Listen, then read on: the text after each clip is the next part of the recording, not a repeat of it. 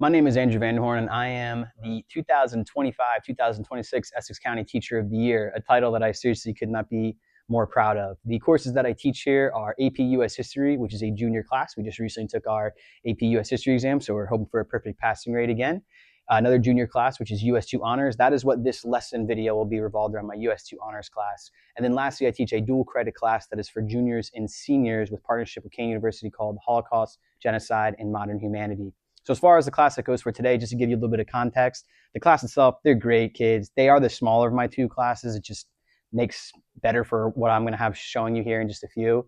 The class itself, the lesson you're going to see, I would call it controlled chaos. They're not going to be sitting there raising their hands and me talking the whole time. It's a whole lot going on, but that's how I like to do my classes, especially with situations where you can get the high school kids out of their seat, moving around, doing some kinesthetic learning. The context of the time period and what we're at and what we're learning about in social studies class or the US2 Honors class, civil rights movements and other rights movements, the demographics and how people are living in the 1950s, the Vietnam War umbrellaed under the Cold War, really all of those things. So what we're doing is really preparing in a fun way for a test and the essay that they're going to write. They have to bring these key terms and concepts and obviously apply them to what we're doing.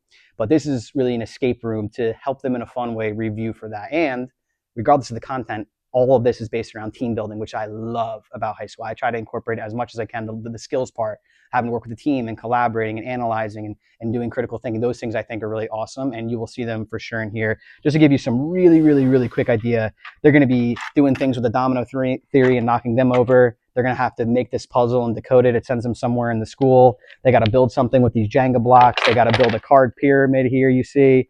And then eventually they'll get to like this Morse code thing, which is pretty cool, that they all have to work together and collaborate on. And again, they're high school kids.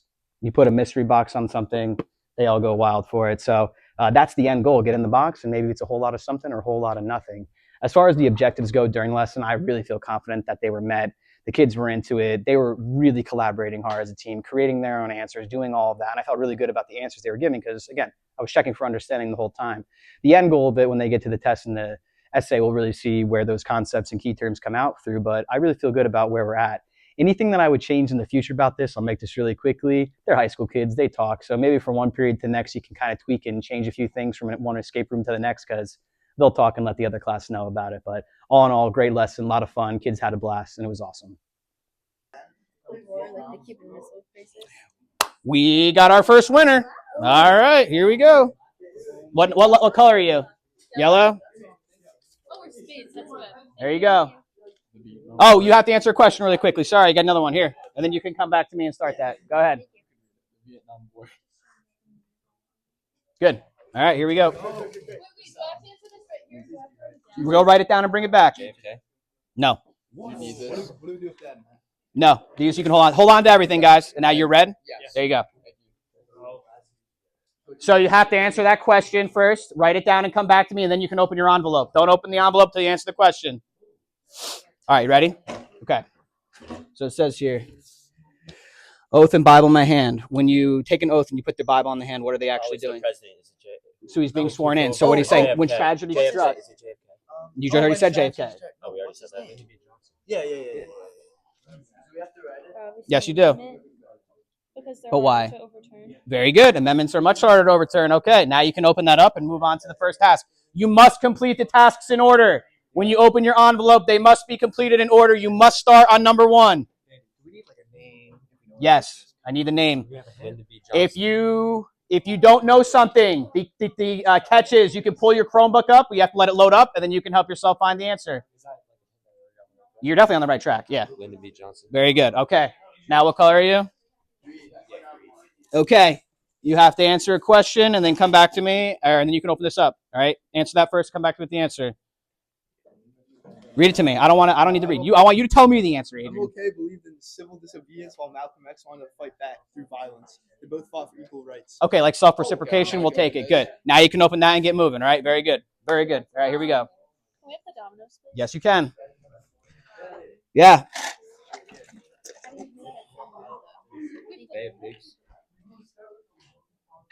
All right, very good. Excellent. All right, now you can start your first task. What's your first task? You must go in order. You have to start at the top. You have to start at the top. Okay, they're already in the thing. Black lines over here, Max. You got to shoot from here. Yes, just this set. Yep. Be careful. Okay. Must be from behind the black line here. Must go in order.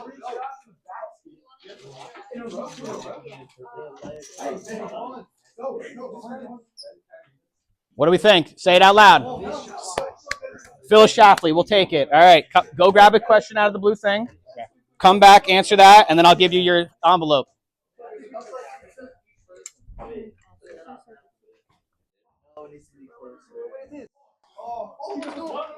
Make sure you follow the picture.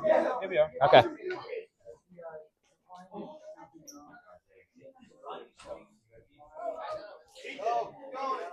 Just make sure we go in order, everybody.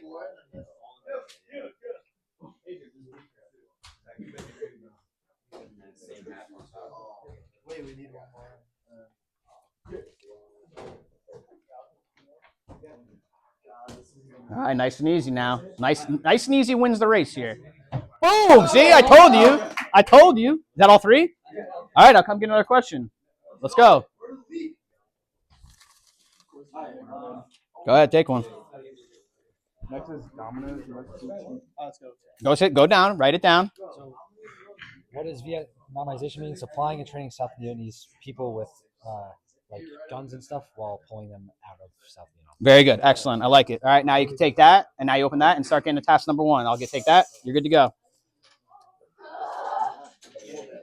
I promise you, you have time to make up. If you feel like you're behind, I promise you, you can make up ground on other places. I promise. You know what? It connects. That's all. What is this?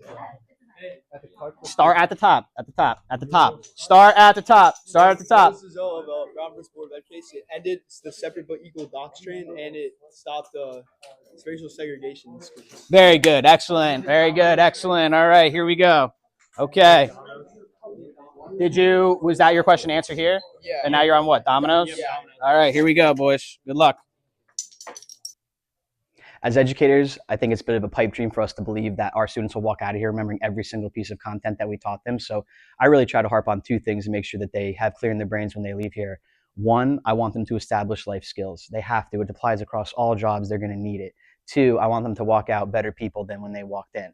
So how do I do this? One of the ways in which I do this is through Key Club. I'm the Key Club advisor here, and just to give you an idea of a few of the events that we've done, we did a sandwich challenge where, again, I just gave them a little bit of a push, but the students did everything.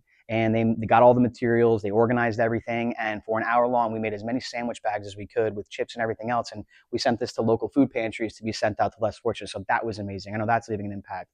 2, for Key Club, just recently we went to a local assisted living center, and I'll be honest with you, that's one of the more proud moments I've had this year, because a lot of them were in tough situations, and our kids, again, put everything together. They're super sweet, super kind, making puzzles and paintings and these prizes for them. It was honestly so amazing to feel as their advisor watching all of that happen.